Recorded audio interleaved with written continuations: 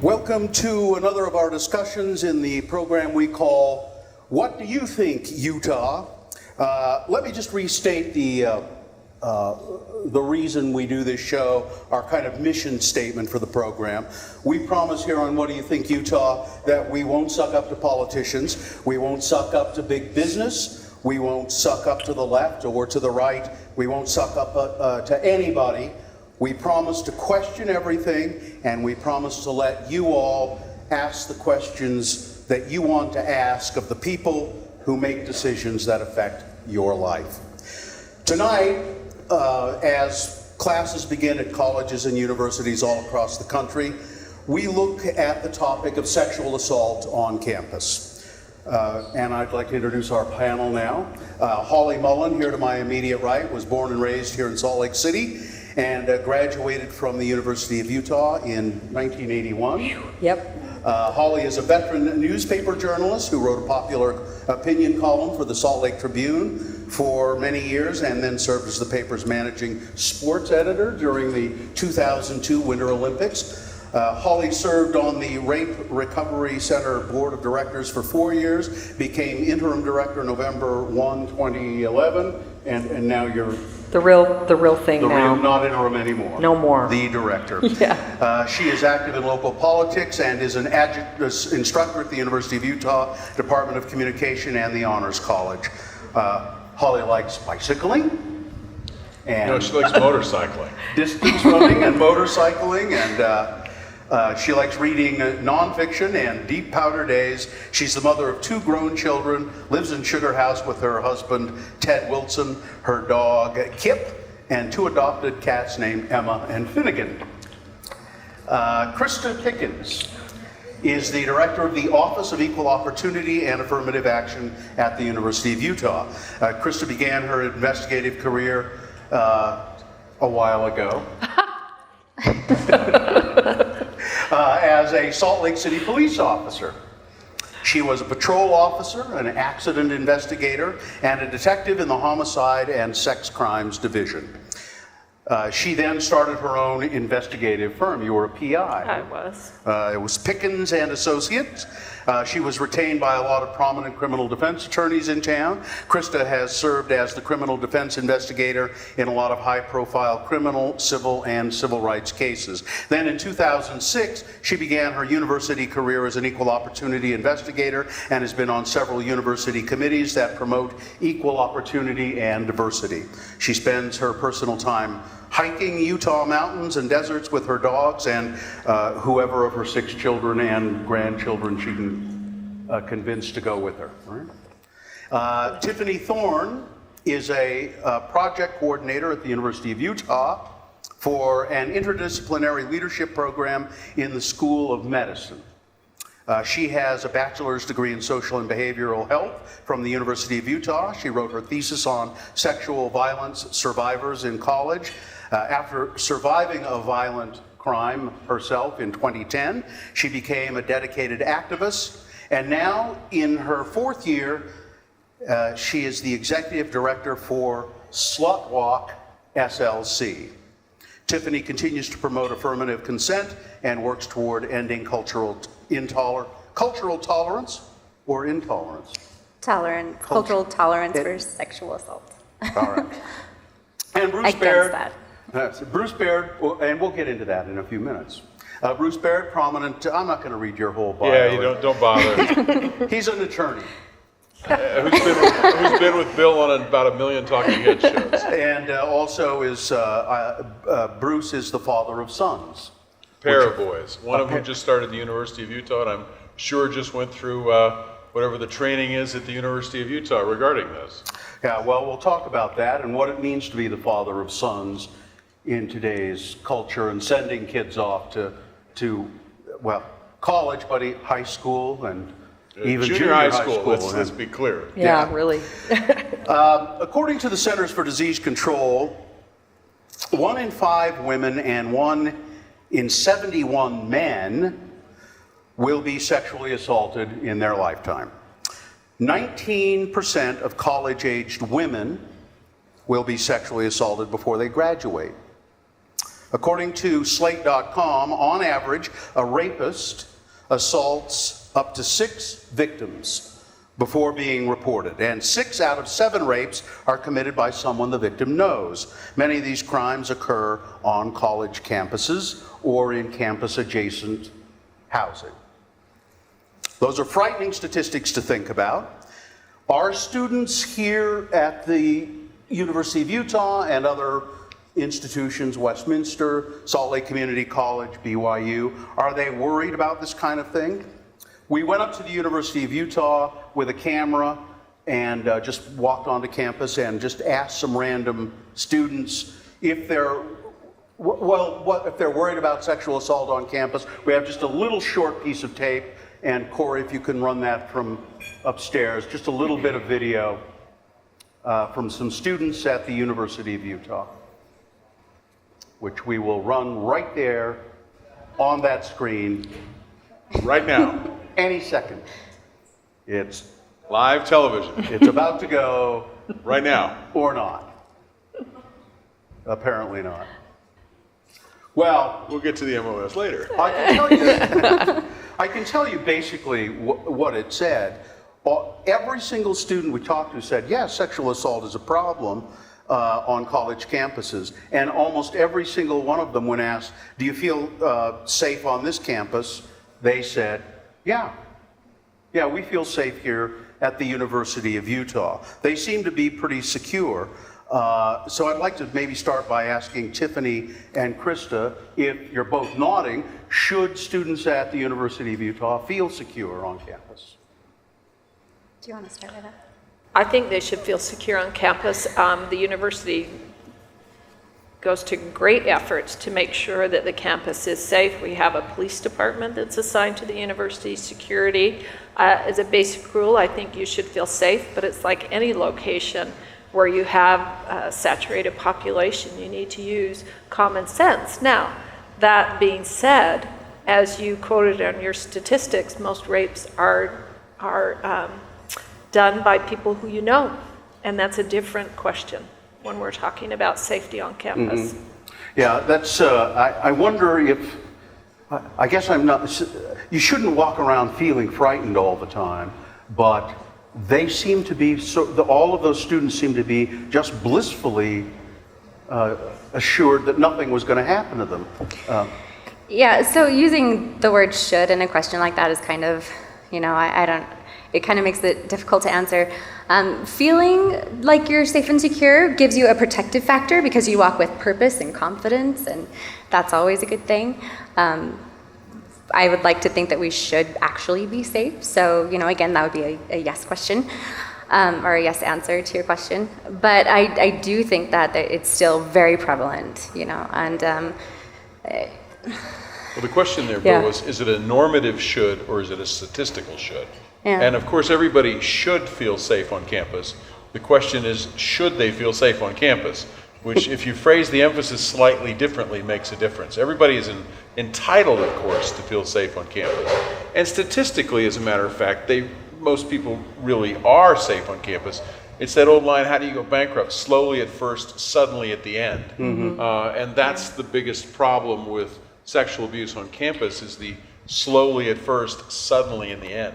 Well, also, Bill, too, so not having seen the video, but the way you described it, I think what happens, what we're seeing probably in the students who were interviewed, is what we see typically in our overall community, which is this sense that this stereotype that continues, that rapists hide in alleys or rapists hide behind bushes on the U campus, and therefore, no, that doesn't really happen. It's daylight. Why would that happen?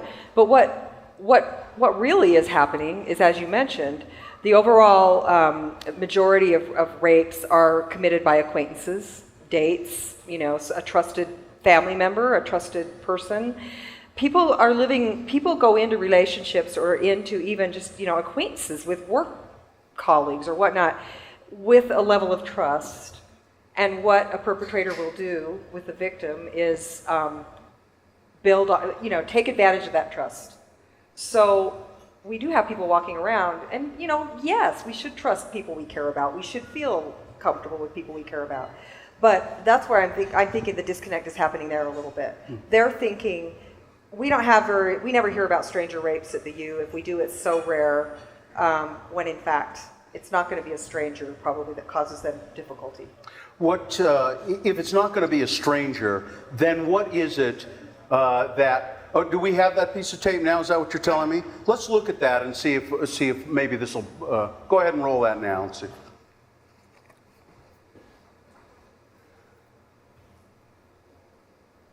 Do you feel that sexual assault is an issue on campuses in the United States? In general, yes.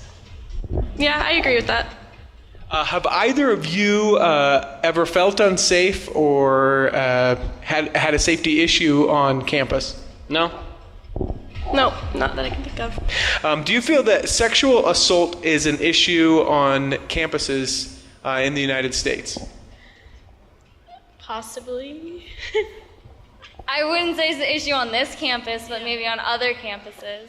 We're up here asking people a couple questions. First question is do you feel that sexual assault is a problem on university campuses in the United States? Oh, absolutely. It's absolutely a problem. I really see sexual assault as something that's interconnected, that starts from the university system and that transpires into the workplace as well. So if the university doesn't reinforce for students that this is not okay, then people go into the workforce, from students into the workforce, thinking that it's fine to treat women this way. Do you feel that sexual assault is a problem on university campuses in the United States? I would definitely think around the nation it is a huge problem. Let me ask you personally, do you feel safe here on this campus? I feel absolutely safe here. I was at orientation my very first year. They told us if you feel even slightly uncomfortable that you're more than welcome to come to the counselors and they'll figure it out. So I've always felt safe. Do you think that sexual assault is an issue on the campuses of universities in the United States? Yeah, big time. Big time. Have you known people that's happened to? I'm a transfer student actually, and I knew a few people at my old school who were sexually assaulted on campus. And I know a bunch of people from my high school who've had serious issues. There are a lot of people who went to UVA, so there was that huge issue with the frat. I actually knew some people in the frat too, so there's definitely a huge issue across campuses in the U.S. Have you ever felt unsafe here? No, not at all actually. So people feel pretty good at the University of Utah, but it's a big problem elsewhere. But I thought that the one girl who said, there were two girls standing there and says, is it a big problem? And said, well, possibly. Possibly it is. Oh, but not here. It seems to me that a lot of those kids are... Naive, is that the word you're looking for, Bill? I think that's the word I'm looking for. They're blissfully ignorant. Am I reading them wrong? I don't think that's their life experience, too. I think that if you ask these kids if they thought murder was a problem, they would probably say, yes, murder's a problem, but they feel safe. So if it's not in your world, if that hasn't been an experience that you've dealt with or in your family, I think that you do tend to think it's not such a problem because it's not in your immediate area. These kids are coming from very protected environments, often from high schools and junior highs, and coming onto the big campus. And so they're not aware at the point that they come to campus. I don't want to look like I'm blaming fraternities in any way, because that's not what I'm saying. But I was about to say I made the mistake, but I accidentally watched Animal House a week or so ago. And remember, Accidentally? No, it was on and I was killing time. But my point is, when that movie came out, everybody was laughing their ass off. And it was funny. And you go back and you look at that movie with a different lens that you see now, and you realize, okay, maybe it isn't so funny anymore. You almost feel guilty laughing your ass off at animals. I still laughed, but you feel guilty about it a little bit, and it's a strange phenomenon how the world has evolved in that way.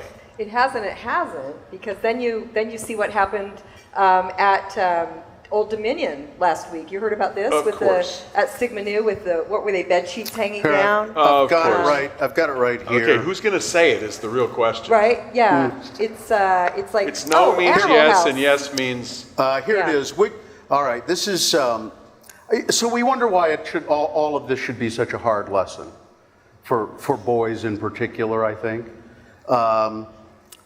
So we work on this and we work on it. It's in the news practically every day. You think we'd be making some headway, and yet here it is from the news this week. Quote, Old Dominion University issued multiple statements and circulated 2 YouTube videos over the weekend after a group of students put up 3 banners decried as offensive and an example of rape culture. 3 banners were displayed at a private off-campus house in Norfolk, Virginia, reading, quote, freshman daughter drop-off, with an arrow pointing at the front door. Go ahead and drop off mom too, read another sign. And rowdy and fun, read the third sign. Hope your baby girl is ready for a good time.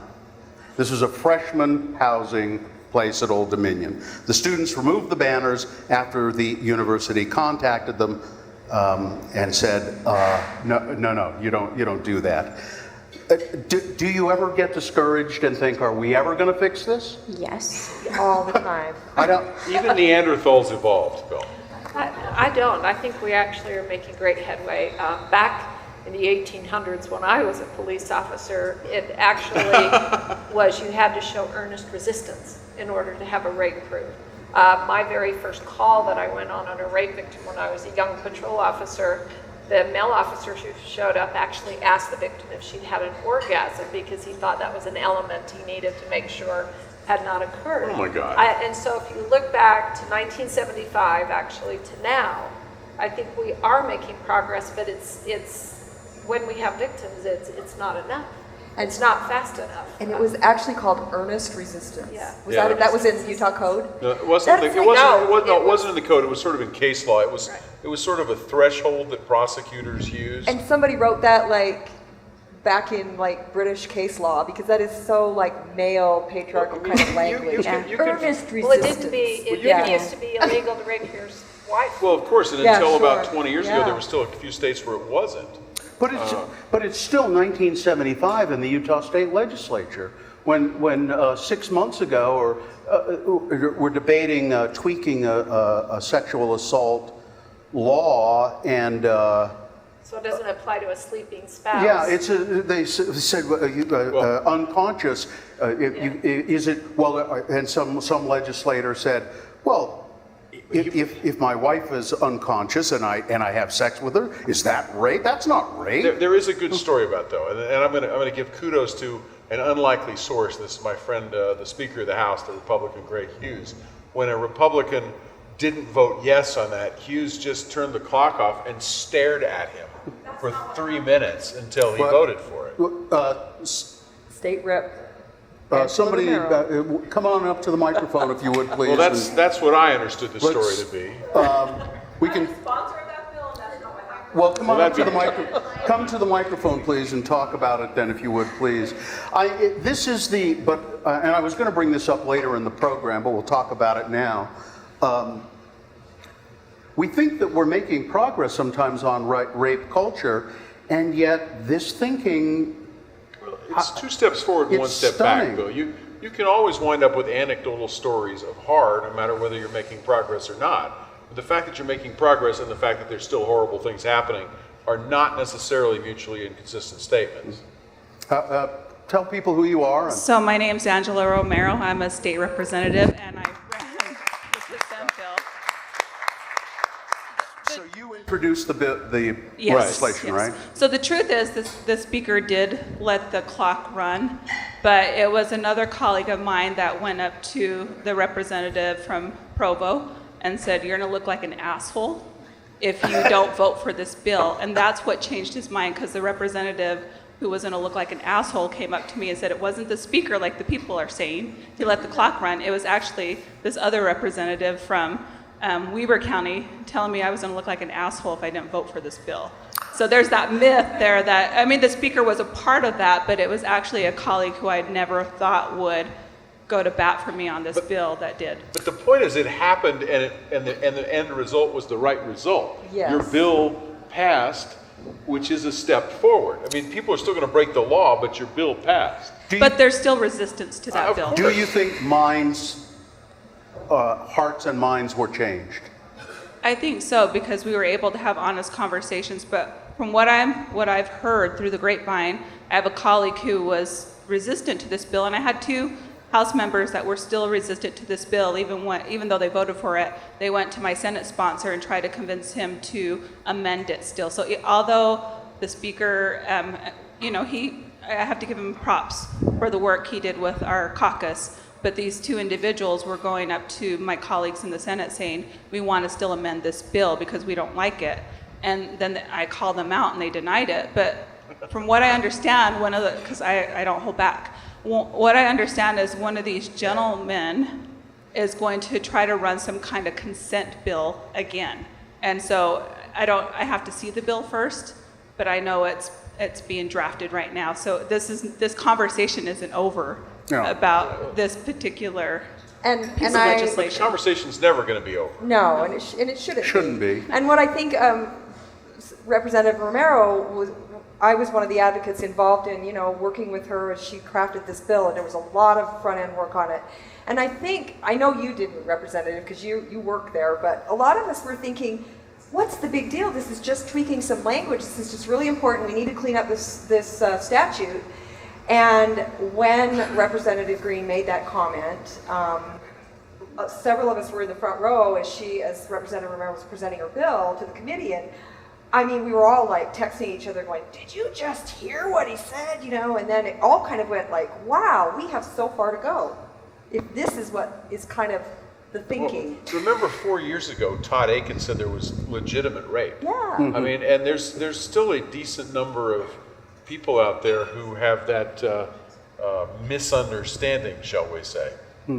By the way, if anybody has any questions or comments, please come up and feel free to. I just wanted to clarify that because, the Speaker played a role in that, but I had a colleague who went to bat for me that I didn't think would. Mm-hmm. And so I just wanted to clarify that particular issue. But with this particular bill, there's 2 representatives that voted for it that don't support it. And I think they're going to try to do something this session. So just keep your eye out. Okay. Thank you.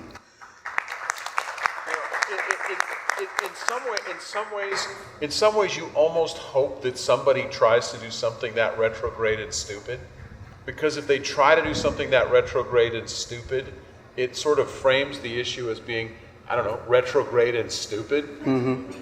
Well, and it did. I think it sped through, and there really wasn't. And who knows what happened in the Republican caucus, if there were arms broken or whatnot. But it did not get the kind of back and forth craziness that I thought it would get, because it was embarrassing. Let's go back to about a year ago, and I'm not sure, it was probably the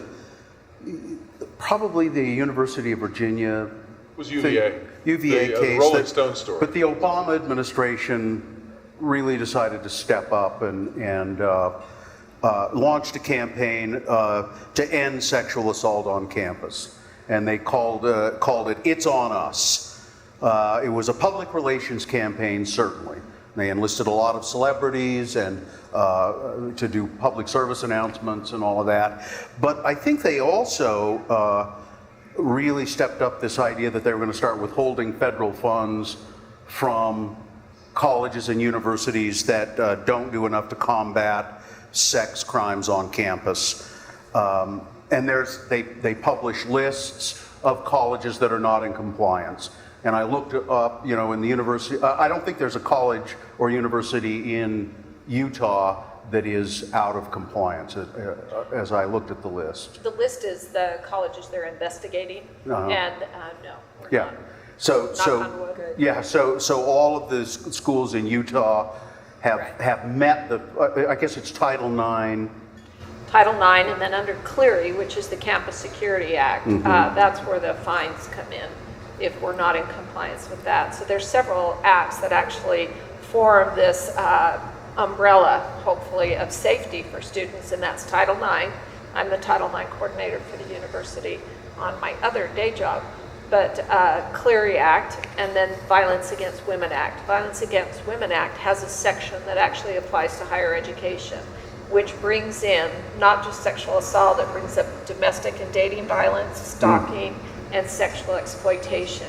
And I'm hoping you'll agree that when we're talking about sexual assault, I think the difficulty is in the past we've equated that with sexual interest. And I don't think that's always the case. I think sexual assault pairs very well with domestic and dating violence and stalking because it is an issue of control and punishment. And I think when we've had the representatives equate sexual assault with sexual interest, that's where we get some of these theories that really have not been supported by evidence. Now, I'm unclear when you say sexual interest, what you mean when you say that. That I'm sexually assaulting you because I have a sexual urge, rather than I have an urge to control, I have an urge to punish. I think it's so much heavier layered than So just because you look at a pretty girl when she's walking by on campus and go, well, that's a pretty girl, but you let it go at that, there's nothing wrong with that. Well, it depends on which campus you're on, because in a lot of campuses now that's a microaggression, to use the new phrase, which is. But is this what we're talking Exactly. But if you get into the rape culture language, then it becomes, well, look at her, she's dressed like this, she wants me, or she's asking for it, or look at this, and we start naming body parts. We're treating this individual as a vagina or breasts or something else other than a person. And here a good example I think is this. You heard this a lot when the allegations against Bill Cosby started coming out one after another. I heard this on the ski lift at Alta. Yeah. I'm writing up the ski lift last year. And a new allegation had come out, one after another. And this man said to me, of course, we were talking, what do you do for a living? And he said, what do you think about Bill Cosby? And I just was like, well, we're almost to the top. How much time do you have? But he said his first question was, why would a guy like that, who could have any woman he wants, why would he do that? Why would he drug someone? Why would he, bed a cocktail waitress or whatever, And I'm like, because, man, it's not about sex. Love and sex, and it's about wresting control from someone in the most violent way you can. He's a criminal. Well, and I've investigated cases where a 3-month-old was a victim and an 84-year-old woman in a wheelchair was a victim. So I don't see. You can't call that sex. Right. And I always like to point out too, so if you're making out with somebody and your parents come home and you hear the garage door open, the two fling across the other side of the room, those kinds of urges are absolutely controllable. Rape doesn't happen in broad daylight around other people typically. It's when you're alone in a vulnerable position, in a separate room, so if it was so compulsive, we would see it wherever we go, which I think is part of why these people feel so safe, is they're not seeing it around them or they haven't experienced it. But that doesn't mean that isn't a huge problem. And I would even go so far as to say just because we don't have a college being investigated right now doesn't mean we don't have a lot of things not being addressed. We just don't have a culture where people feel safe enough to bring their complaint to the authorities. A couple of the students did say they had friends who had been sexually assaulted. So I think it's important to remember that we're all touched by it somehow. That none of us our lives are not going to be affected by it, because of course they are. And I thought that was actually quite important, that I think it was 2 out of the group you interviewed had said they had been friends with somebody who had. So it is prevalent. Your name and what's your question or comment? Thank you, Bill. My name is Jennifer Seelig, and I think it was a wonderful segue related to the culture. I would like to know specifically what the University of Utah is doing, since they're represented here on the panel, to help create a culture where people will come forward or will be aware. The video that was shown earlier was disturbing to me, related to the naivete, and I do believe that the university has a huge responsibility, not only with compliance. That can be about transparency. I'm not exactly sure what's involved related to the Violence Against Women Act or Title IX, but I also know that data can be accessible and public, but yet not part of how people measure and perceive their world. And we can have a university police department here or at any other campus, but let's try to get to the situation where those acts don't happen first, so you don't have to have a response. Thank you. So I'm not clear what your question exactly is, Jennifer. I would like to know what the University of Utah is doing to create a culture. For one, people feel like they can report something that happens, and two, that it's not acceptable. So when you gave when you reported on what happened at Old Dominion, and I don't know about the incident at all. It's horrific. I don't know whether or not the people that put up those signs were just told to take them down, or if there was further action. That's ridiculous. It's ridiculous in this day and age that anyone would think putting something like that is up. Yeah, I think the administration said that they were going to look at further sanctions against them. But so what does the University of Utah do to make students feel safe about coming forward and reporting things? As well as knowing that type of behavior, even if it's in a fraternity or sorority or whatever, any other club environment, that is just not acceptable. Yeah. Okay, and I'm not a spokesman for the University of Utah. I'm here to talk about my experiences and my knowledge and history with sexual assault and sexual violence. But I know at the University of Utah they undergo great trainings. I'm assuming your son is going to undergo training as a new student. It's my understanding is he's got that training coming up. And I seen the website. We have an It's On Us campaign at the University of Utah.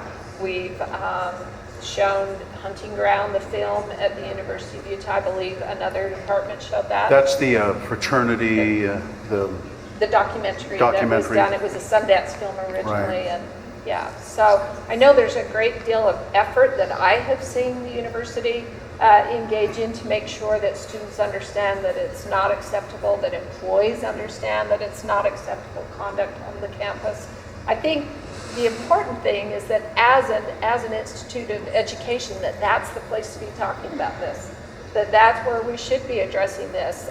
These universities are educating young people that are coming on campus with their own history and experience, their own ideas of what's correct and what's not. Some might be formed by some of the old films like Animal House, some of the attitudes, and it is a matter of coming to the university and openly discussing this, openly raising issues to the universities of you have to do this, of all universities, you must protect these students.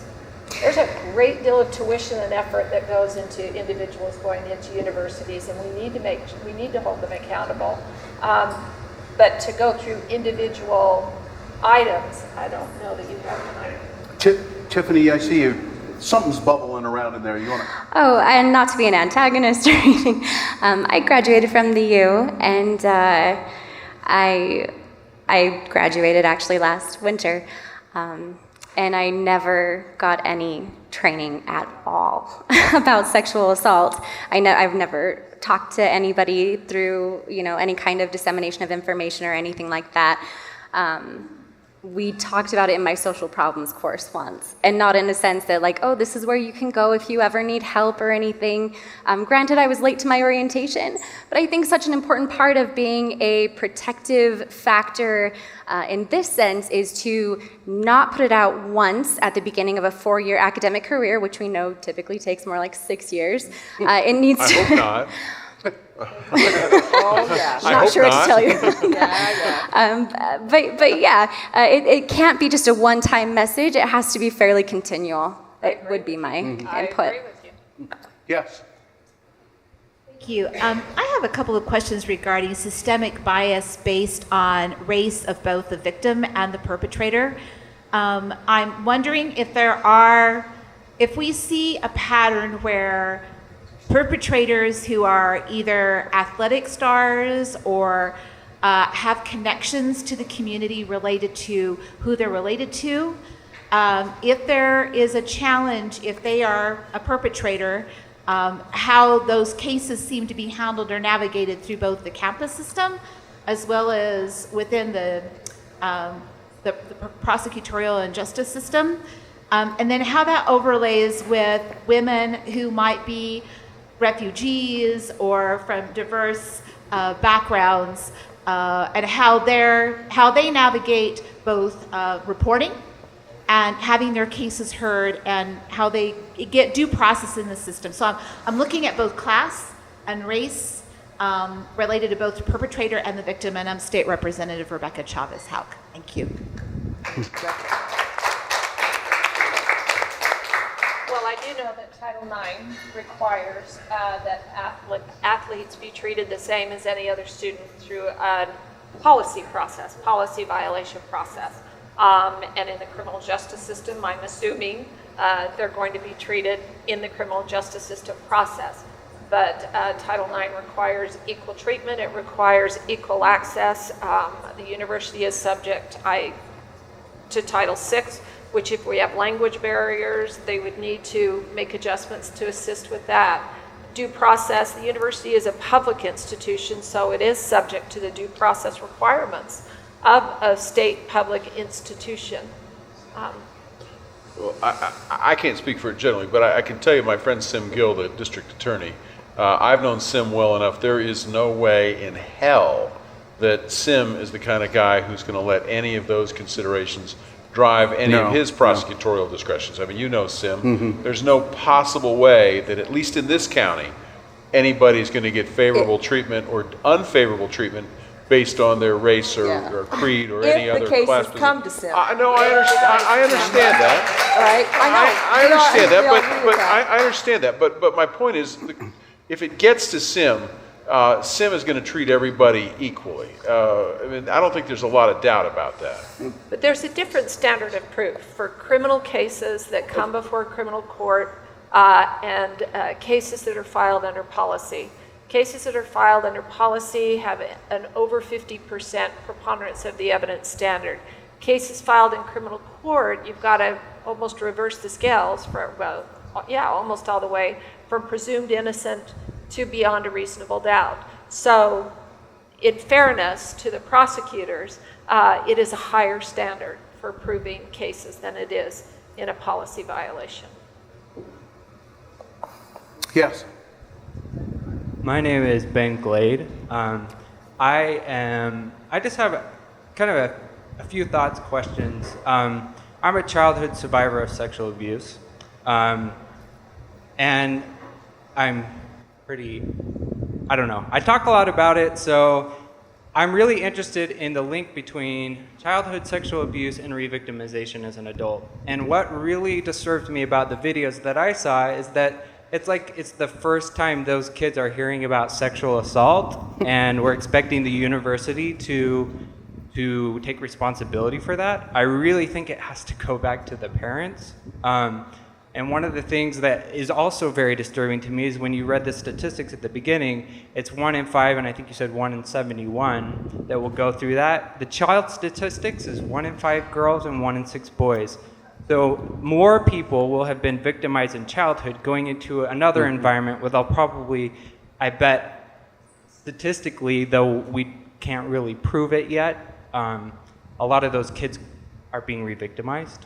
You can prove it. For something that they're already used to not talking about. The statistics are clear that there is a re-victimization. Yeah. Because there's no question about it. And for several reasons. And you know, of course Silence we brought being in one of them. ringers tonight, but I have some folks here who are on my staff at the Rape Recovery Center who can speak to this really eloquently, I think, better than I can, but because they do the work every single day. They're in the trenches with survivors. And that once a person is victimized at any level, but especially in childhood, or with any kind of, disabilities or issues that would make them more vulnerable, they are always more vulnerable as they get older. And they are often re-victimized. And not just more vulnerable, less likely to speak out. Exactly, because this is what happens to me unless they do the work and can get the assistance they need. Ben, I'm sorry for your experience. It's okay. Because I think for me as a victim, I would also say my first sexual experience as an adult, I was re-victimized. It probably took me about 8 years to recognize that. Right. So I guess I would like to know, how are we doing a better job? Because I think if we can start with prosecuting as adults, we can do a better job as children. Mm-hmm. I've also tried to do a case, and I know sexual assault trials are so difficult, and they're re-victimizing the victim. They're horrible. Our system's really, I don't have much faith in it, so I'd just like to hear from your perspective. What are we doing to improve One that? of the things we need to do is change the statute of limitations. Right. So that both criminal and civil, the civil proof issues, the criminal proof issues are much more difficult as time goes by because of the standard that you talked about. But at least in the civil standard, the fact that there's a statute of limitations for those kinds of crimes. Didn't the Utah legislature address that, and didn't they change the? Well, we've got 3 representatives here, or 2. I think there was an attempt. I don't remember that it actually. I would like to answer that question if I may. My name's Deanne Tilton, and I'm a survivor of child sexual abuse. My father was my abuser, and he is still free today to continue to abuse, and best I know has continued to abuse other family members for this very reason. So the statute of limitations, when you eliminate statute of limitations related to child sex crimes, those are not retroactive. By case law, the history is that they're not retroactive unless lawmakers specifically write into that new law that they are retroactive and for how long.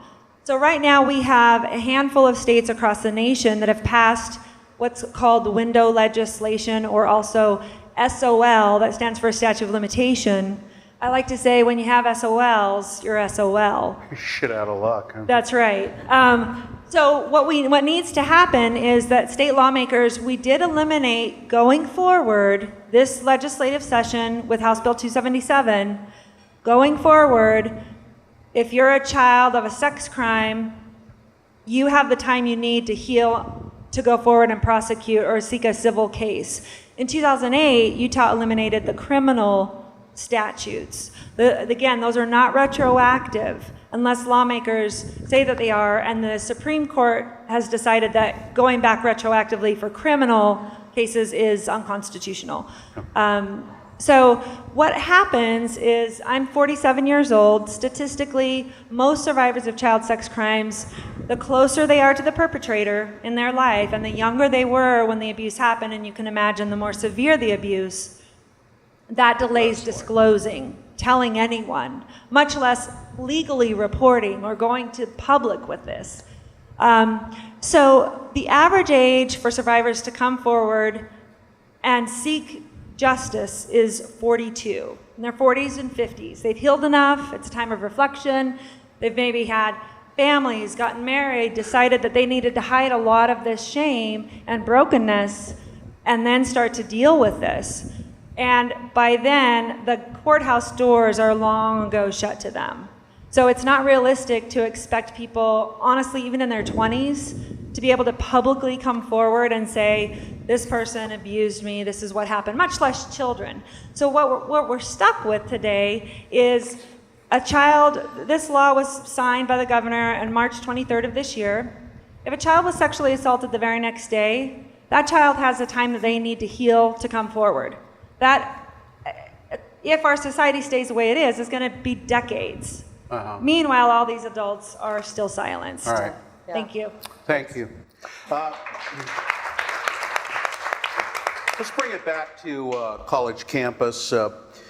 The federal task force. Really quick, I'm sorry, can I interrupt? Oh, yeah. I actually wanted to address Ben's question also a little bit. Okay. The statistic is you're 7 times more likely to be assaulted again if you've been assaulted once, sexually assaulted, and you're 13 more times likely to be assaulted if you have a disability or are a person of a marginalized population.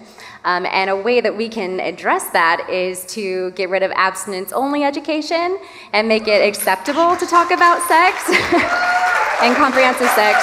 Healthy sex. Healthy sex. Yeah, good sex, real sex, healthy sex. And you can talk about consent too. Yeah. So, yeah. I agree with that 100%. Isn't that one of those duh kind of things? I mean, You would think, but it only does make perfect. there's no evidence sense. whatsoever that abstinence only works. No. In fact, The there's opposite. evidence that abstinence only is a horrible Harmful. mistake and makes things much worse. Yeah. It leads to pressure. It leads to people pressuring each other. It leads to ignorance as well, and ignorance yeah. is never a good thing. Well, and historically, the abstinence fell to the women. Yeah, of Yeah. course. And also this Well, sense that... what did the Republicans say last year? My version of birth control was take an aspirin and put it between your knees. Yeah, that was another That's- brain trust yeah, that's great. across the country. Yeah, But okay. there's another thing here that, again, and I think I can bring this back to college as well, but we often hear about how to prevent childhood sexual abuse. Teach stranger danger, teach... It's not stranger No, it isn't, and teach self-defense. But here's the deal, and honestly, can I just say, as much as we appreciate this, you know, the whole Elizabeth Smart story, they've gotten very involved in, let's teach kids how to defend themselves. That's the answer. Deanne, would you have hit your dad? I mean, would you have kicked your dad between the legs? No, because we know them, we love them, they're our people. They're not going to hurt us. It's insane. Right, and then the same thing we teach, let's teach college women, let's give them all the information, but let's teach them karate and judo too, because that'll do it. That works really well. But, you know, we get calls at the Rape Recovery Center on a weekly basis. Will you sponsor this with us? We're, you know, Taekwondo, all of this, which we always say, fabulous. If that's where your fitness level is, if that's what you feel you need to do to be, whether, I don't use the word safety, but to be in your body, right? To feel good. But not because this will prevent rape, because it won't. No. You know, it's crazy. Yeah. Yes, sir. What's your name? What's your... Hello, my name is Carlos Navarro. I'm just. could you get up closer, Sorry. please? My name is Carlos Navarro. I guess I'm just an ally. I have a question related to your topic that you're getting into, campus sexual assault, and it's actually related to what she was just speaking about. I'm curious to hear the panel's maybe differing views on the following. I see that. Sorry, my mind just went blank. We're taught as men, we feel like we have very little tools to teach our younger family members, our nieces, our daughters, how to go about navigating this crazy world we have in sexual rape culture. And so we instinctively fall back on things that we would do, try to defend ourselves, try this nail polish that'll test your drink, don't go to these parties, don't do this, don't do that. And as I've gotten older and had wiser friends, they're now beaten about the head telling me, stop telling us how to not get raped. It's not our fault. Teach your young men. And I 100% agree with that. 100% agree that the best way we go about this is to start training and educating our young men from a young age to combat all this media that is thrown at us since we're little kids. But I just want to know, in your views, is there any room for teaching, let's say, your daughter or niece where to avoid it? Avoid running in dark places, take a knife with you, any of this. Is there any room for that in your different views? Sure. I think basic safety type training that you give your children in all forms is a good idea. I think having honest discussions with children about drinking or what it might feel like if somebody's giving you a date rape drug. I think having all these discussions to openly talk about sex with your children, I think that's all helpful, all of those points. I think that part of it too is you think about how we train our sons. We train them to keep trying. If at first you don't succeed, keep pushing, pushing. And if we translate that into the world of dating and sexual activity, we need to make sure that we are distinguishing that with our sons, that we're talking about as you're working your business, if you're playing sports, but this doesn't apply to a relationship. You're not entitled to take, if you think you have to talk somebody into having sex with you or to convince them that they should have sex with you, you shouldn't be going into that area. Teaching that kind of basic respect for a woman or a man as an individual, and I do think we need to make sure that we understand that men are victims of sexual assault. And Let me say this about teaching about danger. I've lived in some rough areas and some rough situations in my life, and I've learned that you have to be aware and keep yourself out of danger sometimes. I've been in parts of the world where I've said to myself, I have to watch my ass. I need to go down a different street. I need to be on a different side of the street. Oh, I don't think I want to walk down that street right now. Yeah. I better go over here. I think that, we need to teach common sense to boys and to girls. But that's not enabling a rapist. Or That, anything. no, I mean, that's just That's common we're just sense. teaching self-preservation Yeah. and common sense. That is for both sexes. When it comes to sex, I heard a great thing just yesterday. Not trying to. What you need to teach your young men is it's like serving tea. Oh. Have you heard this analogy? It was so brilliant, and I wish I could do that routine. But he says, you make a cup of tea, and you can say, this is really a delightful cup of tea. And I'm going to offer you this tea, but I'm going to tell you it's delightful tea, but I'm certainly not going to make you drink it. I will put it in front of you, and if you say, I don't think I want to drink the tea, then that's where it ends. I'm not going to drink the tea. And you don't say, no, go ahead, you've got to have the tea. Please have the tea. No, you don't have to have the tea. You don't push it any further than that. And also, sleeping people do not want tea. Yeah. Yes, sir. People who are asleep don't want tea. I want to take what Krista just said and kind of elaborate a little bit. I think what we're talking about, and I know we're getting close to end of time, but this is the core of this discussion. When we say rape culture, it's shorthand, and a lot of people go, oh, that means don't blame women for wearing short skirts or whatnot.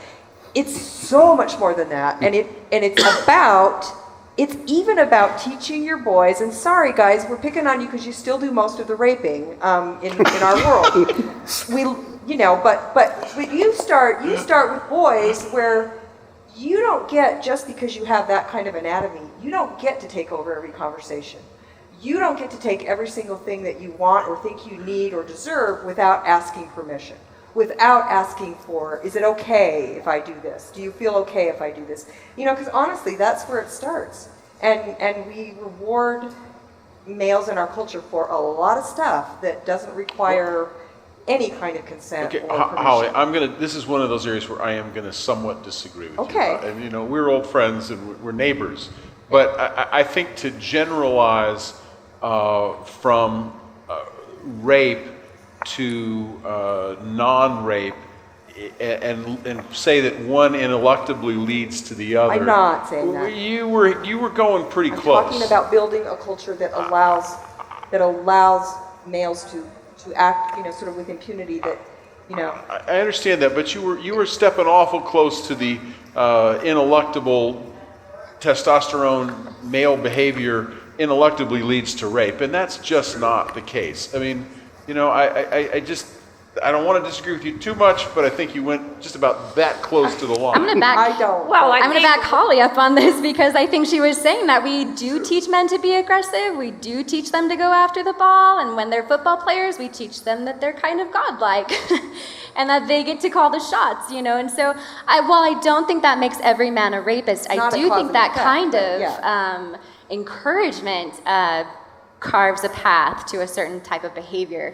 It sets up a dichotomy of you go get her and you play hard to get, and that's a problem. Or you go get her drunk. You go get her drunk. Again, nobody's that's making an films. excuse for that. Yeah. Absolutely nobody's making an excuse for that. I just didn't want to paint with the broad brush that the Y chromosome is an automatic, because No, that's not what I'm doing. Holly, I know you well enough to know it's that cultural, you're Bruce. I'm not saying it's about chromosomes. It's our culture builds on this and allows it. It is how we are programmed as we grow up. You're not programmed to rape. But as boys, to win and programmed to rape. As boys, we are programmed to be, for some reason, I feel like I have to solve every damn problem. I'm the one who has to be the problem solver. Or to affirmatively take. And I think that when you look at rape, that really is somebody violently taking or thinking that they have a right to take something that has not been given to them. And that's men or women. Of course. And on the spectrum of healthy behaviors, I would also say, if we have female children, daughters, let us teach them and celebrate their ability to ask for what they want, speak up for themselves, be powerful, be who they are, Holly, and be. I'm just saying I'm not disagreeing. I think that one of the best things that's going to happen to this is women playing sports. Title IX and women learning how to handle that is a great thing. We're running out of time. What's your name and what's your question or comment? My name is Tim Barber. I graduated from Utah State, and we've talked a little bit about the problems with culture and the justice system, but where do we even start with prevention? How do we start even like putting things into place to make this stop happening? I worked for the orientation team up at Utah State University, and I think it's possible that students could go all 4 years at a college and not even know that there were services to help them if they were victimized, or let alone encouraging safe sex behavior. So do we need to start mandating that in orientations? Is that something to do with state law, Board of Regents? What are appropriate steps to take and best practices where we've seen people reduce these kind of bad behaviors and bad culture? I think it's still getting lost, isn't it? Well, it is mandated though. As of 2000, this year, Violence Against Women Act, it's mandated that all universities who receive federal funds engage in sexual assault education and prevention for every single new incoming student. Which is basically everybody other than Bob Jones new and the religious employee, university. and then there will be mandatory training as it goes along, as it spreads out. Which was not there when you were going to school. But this is It's so easy to miss that in the shuffle of everything you're trying to do to get ready for school. But I think this is as of less than a year ago. It's a start and it's progress. And this is individual training. So this is not, we're just going to put out a PowerPoint and hope that Or a people take it. pamphlet. It's mandated that it's individual, offered individually. So that could be to an email account or at an orientation. Yes, what's your name? And get real close to the mic if you would, please. My name is Closer, Nisha. closer, please. Is this okay? Oh, yeah, we got to hear you. All right. My name is Nisha, and I am a survivor of sexual assault, and I'm also a student at the University of Utah. So we have talked about students feeling safe reporting, but I actually do want to talk about the process of reporting itself. It is extremely traumatic and painful, and everything about it is just really hard, and there were multiple times I considered dropping out of school during my report. I do want to say that there are allies on campus that are very helpful. But I do have a question, and that question is, in the University of Utah policy, consent isn't defined clearly, and also there are no words about coercion or premeditation, and the policy revolves around whether or not you're capable of giving consent, which is insinuating that either you should be unconscious or asleep, which we've talked about. But there's no true definition of what consent actually is, which is the word yes. So my question for you is, do you think that policy can change, and do you think it's necessary? I think the policy is changing. I believe Violence Against Women Act requires that universities use their state code or put out their state code for consent. I don't know if you've read the Utah State Code. It tells you what consent is not. Not one place does it tell you what it is. So it is a matter of trying to condense that down to make it legal, but clear. And that's been an ongoing process. But thank you if you did go through the process, just as another woman. Thank you for going through that process. And again, a lot of this stuff has changed within this year, within the last 9 or 10 months, right? Oh yeah, the last few years, since about 2011, when the Department of Education equated sexual assault as sexual harassment, universities have been moving. They're large organizations. You're measuring due process, I imagine. It takes a lot of universities a lot of time to get up to speed. But I don't think it makes up for the mistakes they've made. And I do think we need to make that clear that both law enforcement and universities have done some good things and some really poor things in working with students who have been victims of sexual assault and in trying to do prevention and education. But I think they're moving I've seen lots and lots of universities moving quickly One now. of the things you want to point out is the Violence Against Women Act just barely, I mean, the Republicans were all against the Violence Against Women Act. I mean, how any woman votes Republican in this country when they dealt with the Violence Against Women Act the way they did shocks and stuns me. Yeah. Tiffany, quickly, we're out of time. Do you still do the slut walk, and when is that, and how can people find out more about that? It's October 3rd. We're going to start at City Hall, which is not too far from here, and go to the Capitol October 3rd.